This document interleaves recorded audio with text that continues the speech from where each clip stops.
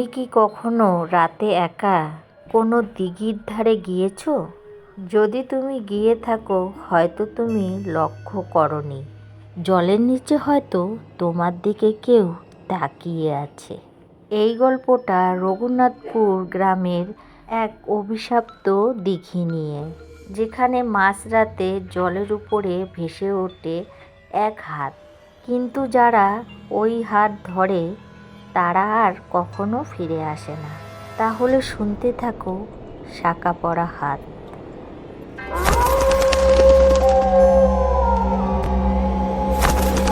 রঘুনাথপুর গ্রামের পাশে একটা দিঘি ছিল।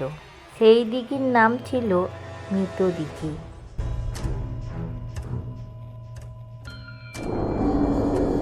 গ্রামের মানুষ সূর্য ডোবার পরে সেখানে যেত না, কারণ তারা বলতো ওখানে অশুভ শক্তি আছে।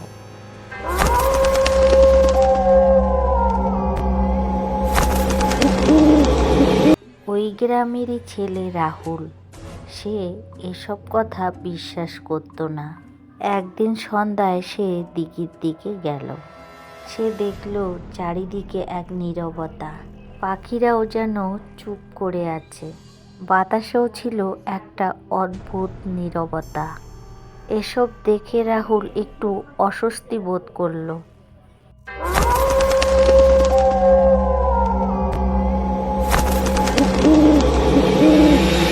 দিঘির জলে চাঁদের আলো পড়ছিল। হঠাৎ সে দেখল জলে কিছু নড়ে উঠছে।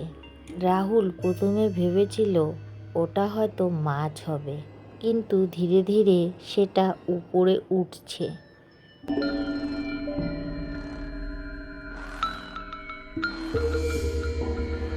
রাহুল কৌতূহল হয়ে এগিয়ে এলো। সে দেখতে পেল জল থেকে একটা হাত বের হচ্ছে।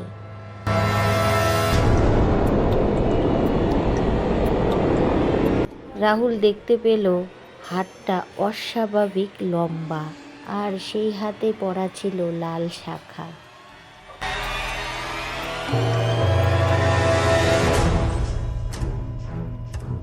এইসব দেখে রাহুল ভয় পেয়ে গেল। সে পিছনের দিকে ফিরে এলো, কিন্তু ধীরে ধীরে হাতটা তার দিকে বাড়ছিল, যেন কেউকে ডাকছে।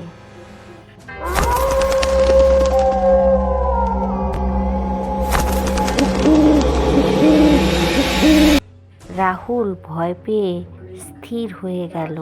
হঠাৎ মেয়েলি একটা কণ্ঠ শোনা গেল, আমায় বাঁচাও, আমায় বাঁচাও, আমায় বাঁচাও। রাহুল দেখল চারিদিকে কেউ নেই, শুধু দিঘির জল কাঁপছে। এইসব দেখে রাহুল ভীষণ ভয় পেয়ে গেল। সে বাড়ির দিকে পালিয়ে গেল। বাড়ি ফিরে এসে সে কিছুই বলতে পারল না। রাতে তার ঘুম আসে না। মাঝরাতে সে আবার সেই কণ্ঠ শুনল, আমায় বাঁচাও, আমায় বাঁচাও।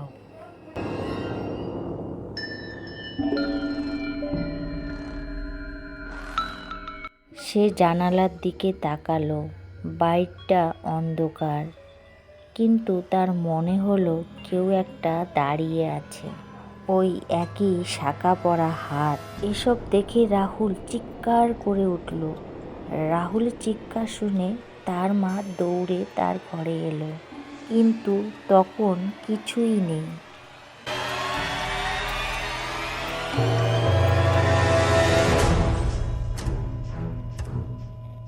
তার পরের দিন রাহুল এক বৃদ্ধার কাছে গেল। রাহুলের মুখে এইসব কথা শুনে সেই বৃদ্ধা চুপ করে রইল। তারপর বলল ওটা শান্তি পায়নি। সে ধীরে ধীরে অনেক কথা বলতে শুরু করলো। সে বলল, বহু বছর আগে এক নববধূকে ওই দিঘিতে ফেলে মারা হয়েছে। কেউ তাকে বাঁচায়নি, আর সেই আত্মায় এখন সাহায্য চায়। এই কথা শুনে রাহুল ভয়ে কাঁপতে লাগলো আর বলল, আমি কি করব? আমার কি করার আছে? বৃদ্ধা বলল, ওকে মুক্তি দিতে হবে।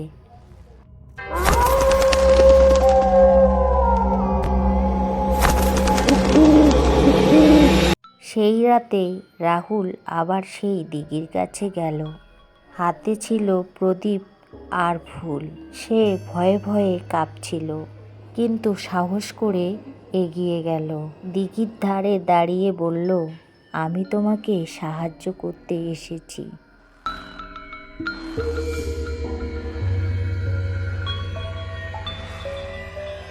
হঠাৎ জল কেঁপে উঠল, আবার সেই হাত বেরিয়ে এলো। এবার হাতটা আরো এগিয়ে এলো।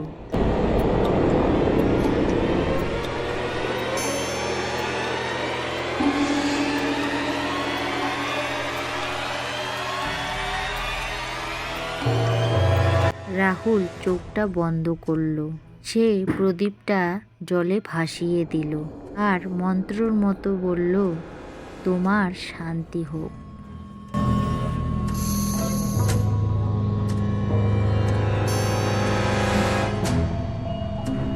হঠাৎ চারিদিকে ঠান্ডা হাওয়া বইল।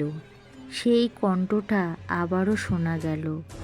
এবার শোনা গেল, ধন্যবাদ তোমাকে, ধন্যবাদ।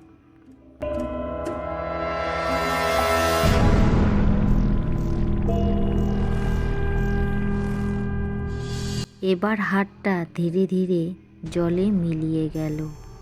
এবার দিঘির জল শান্ত হয়ে গেল। এবার সব কিছু স্বাভাবিক মনে হচ্ছিল।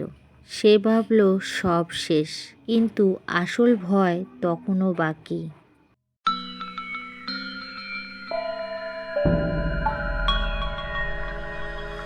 বাড়ি ফিরে এসে রাহুল ঘুমিয়ে পড়ল। মাঝরাতে আবার শব্দ হলো। সে চোখ খুলল। সে দেখল তার পাশে কেউ দাঁড়িয়ে আছে। এক সাদা শাড়ি পরা নারী। তার মুখ ঠিকঠাক দেখা যাচ্ছিল না, কিন্তু তার হাতে শাখা ছিল। কে? রাহুলের গলা শুকিয়ে গেল। নারীটি ধীরে ধীরে রাহুলের দিকে হাত বাড়ালো আর বলল, আমায় নিয়ে চলো।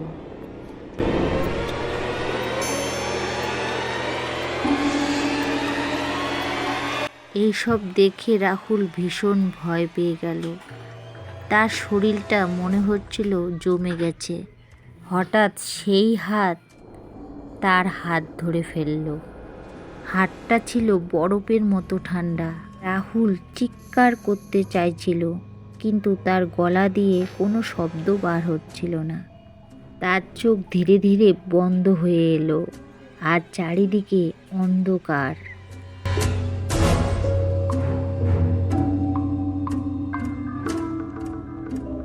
পরের দিন রাহুলের মা তাদের গ্রামের লোকেরা রাহুলকে খুঁজে পেল না। পরে তারা দিঘির দিকে ছুটল। দিঘির ধারে রাহুলের জুতো পড়েছিল, আর জলের উপরে ভাসছিল শাখা। কেউ আর তাকে খুঁজে পেল না। আর সেই দিনের পরের থেকে আবারও সেই দিঘি অভিশপ্ত হয়ে গেল। এখনো মাঝে মাঝে জলে হাত দেখা যায়, নতুন কাউকে ডাকে, আমায় বাঁচাও, আমায় বাঁচাও। কিন্তু এখন আর কেউ সাহস করে ওই দিঘিতে যায় না। তো বন্ধুরা, কেমন লাগলো আজকের গল্পটা অবশ্যই কমেন্ট করে জানাবে। ভালো লাগলে আমার চ্যানেলটাকে সাবস্ক্রাইব করে দিয়ে পাশে থাকার অনুরোধ রইল। আর যে সকল বন্ধুরা এই কাজটা করে রেখেছো তাদের জানাই অনেক অনেক ধন্যবাদ। আজকের মতো বিদায় নিচ্ছি। আবারও দেখা হবে নেক্সট ভিডিওতে।